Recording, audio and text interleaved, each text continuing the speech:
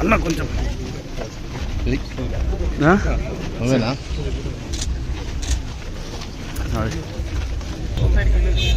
మీ ఇంట్లో మీ అమ్మ నాన్న తినవాలి కట్టనాలి కట్టనాలా ఇప్పుడు మీకు పిఎంసి స్కూల్ ఇచ్చిన ఢిల్లీలో మోడీ గారు తినవాలి మోడీ గారు ఇప్పుడు విదేశాల్లో అక్కడ తినవాలి అంటారు కదా భారత్ మాతాకి భారత్ మాతాకి అందరికీ నమస్కారం.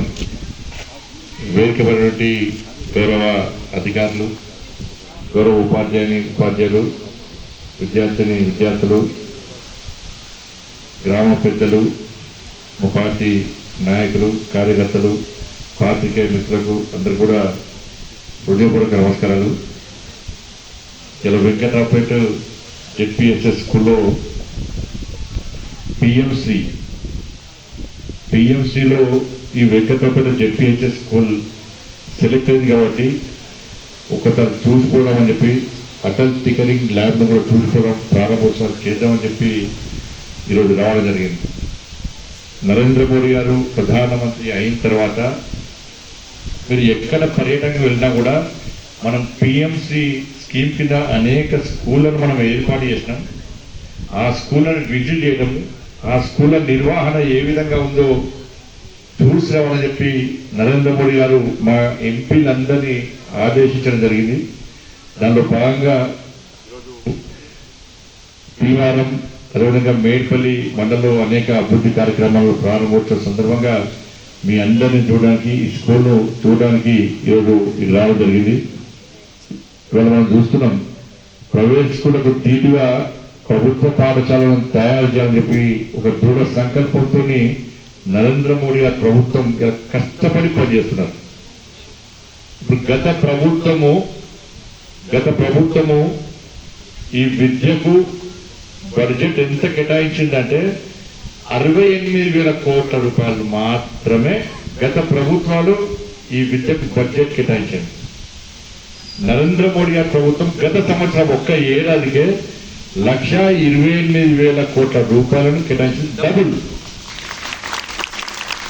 68,000 ఏ మూలం జరుపు దానికి 128,000 కోట్ల రూపాయలను కేంద్ర ప్రభుత్వము విద్య కోసము ప్రత్యేకంగా బడ్జెట్ కేటాయించింది. ఈ 11 సంవత్సరాల్లో దాదాపు 8 లక్షల కోట్ల రూపాయలను ఇలా విద్య కోసం కేంద్ర ప్రభుత్వం కేటాయించింది. కాబట్టి ప్రత్యేకంగా విద్య మీద విద్యార్థులకు ఉన్నత విద్యను, క్వాలిటీ ఎడ్యుకేషన్ అందించాలని చెప్పి, విద్యార్థులను ఒక దేశభక్తులుగా దేశానికి అవసరమైనటువంటి విద్యను అందించాలని చెప్పి, ఒక జాతీయ విద్యా విధానాన్ని పాఠశాలలో నేర్పించాలని చెప్పి, విద్యార్థులందరూ ఒక సంస్కారవంతులుగా, క్రమశిక్షణ విద్యార్థులుగా చెప్పి వాళ్ళు తయారు చేయాలని చెప్పి ఉద్దేశంతో ఈరోజు ఈ పిఎంసి లాంటి స్కీమ్స్ ను కేంద్ర ప్రభుత్వం ప్రకటించింది.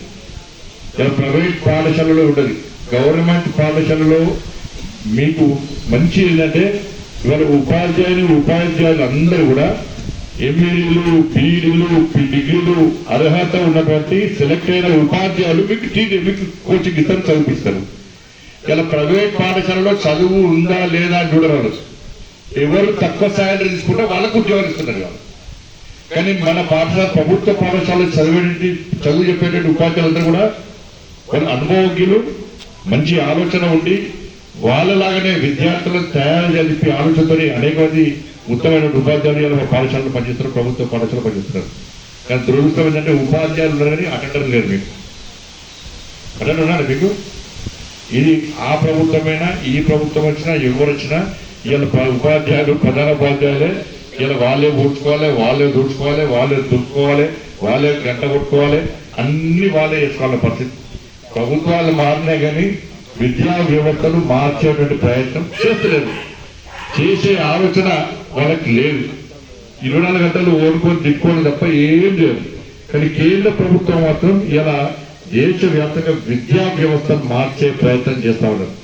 ఇలా దేశవ్యాప్తంగా ఈ పిఎంసి ఏంటంటే ఇలా ప్రైమరీ స్కూల్స్ కు 90 lakhs నుంచి 1 crore ఇస్తున్నాం. ప్రైమరీ స్కూల్స్ 90 lakhs నుంచి 1 crore ఇస్తున్నాం. సెకండరీ స్కూల్స్ కు 1.2 crores నుంచి 1.3 crores వరకు ఇస్తున్నాం.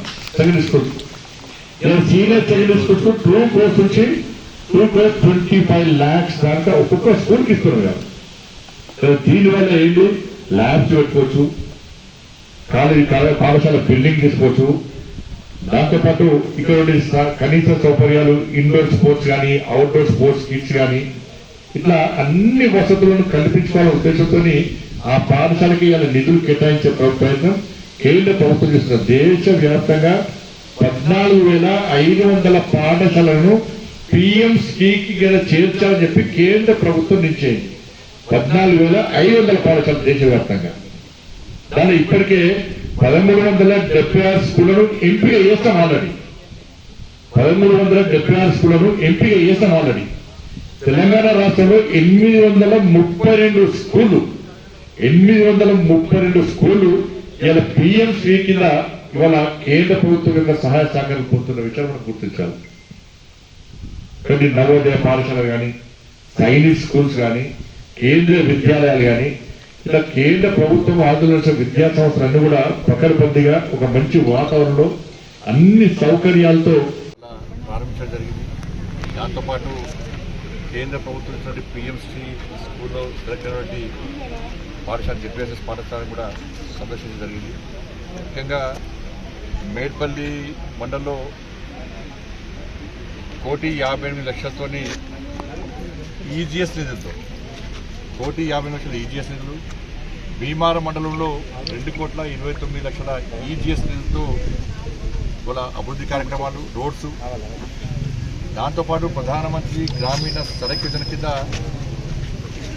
దమ్మన్నపేట టు కాచారం వయా కల్వకోట రంగాపూర్ రోడ్కు 2,47,00,000 ఇవాళ ఆ రోడ్డు పనులను ఇవాళ ప్రారంభించడం జరిగింది. దానిలో బ్రిడ్జ్ కూడా 1,80,00,000 బ్రిడ్జ్, 1,80,00,000 బ్రిడ్జ్. దాంతోపాటు ఎంపీ ల్యాడ్స్ దాదాపు 50,00,000 ఎంపీ ల్యాడ్స్తో కూడా ఇలా అంతర్గత రోడ్లను, మిగతా రోడ్లను కూడా ఈరోజు ప్రారంభించుకోవడానికి ఈరోజు రావడం జరిగింది.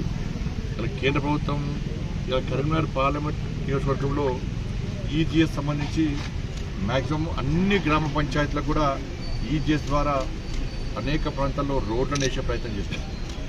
నేను పార్లమెంటు సభ్యునిగా గెలిచిన తర్వాత ఇలా సిఆర్ఎఫ్ సంబంధించి ఈ నియోజకవర్గం కూడా దాదాపు 2 రోడ్లు వేయడం జరిగింది. 219 కోట్లతో సిఆర్ఎఫ్ రోడ్లు వేసాడు. సిఆర్ఎఫ్ నిధులతో ఈజీఎస్ నిధులతో దాదాపు అన్ని గ్రామ పంచాయతీలు కూడా ఈజీఎస్ నిధులు ఇచ్చి రోడ్లను వేయించే ప్రయత్నం చేయడం జరుగుతుంది. కరీంనగర్ జగిత్యాల్ నేషనల్ హైవేకు 2,146 కోట్లతో ఆల్రెడీ పనులు ప్రారంభమైనవి. కరీంనగర్ జగిత్యాల్ 2,156 కోట్లతో మన టెండర్ ప్రాసెస్కు అతి త్వరలో టెండర్ ప్రాసెస్ కూడా స్టార్ట్ చేయబోతున్నాం. కరీంనగర్ రైల్వే స్టేషన్కు 51 కోట్లు అభివృద్ధి చేస్తాం. కరీంనగర్ ఆర్ఓబికి 154 కోట్లు. ఈ ఈజీఎస్ నిధులను కూడా దాదాపు 650 కోట్లతో కూడా అభివృద్ధి చేసే ప్రయత్నం చేస్తాం. నేను పార్లమెంట్ సభ్యుడిగా గెలిచిన తర్వాత దాదాపు 20,000 కోట్ల రూపాయల నిధులను ఈ కరీంనగర్ పార్లమెంట్ నియోజకవర్గానికి తీసుకోవడం జరిగింది. ఒకటి రాబోయే రోజుల్లో కూడా ఇంకా నిధులు తీసుకొచ్చి వాళ్ళ పిఎంసీ స్కూల్స్ కూడా చాలా లాభం. పిఎంసీ స్కూల్ అంటే ఇంకో పాఠశాలకు 20 లక్షల నుంచి ఇంకా 2 కోట్ల వరకు కూడా నిధులు ఇస్తుంది. కేంద్ర ప్రభుత్వం డైరెక్ట్గా నిధులు ఇస్తుంది.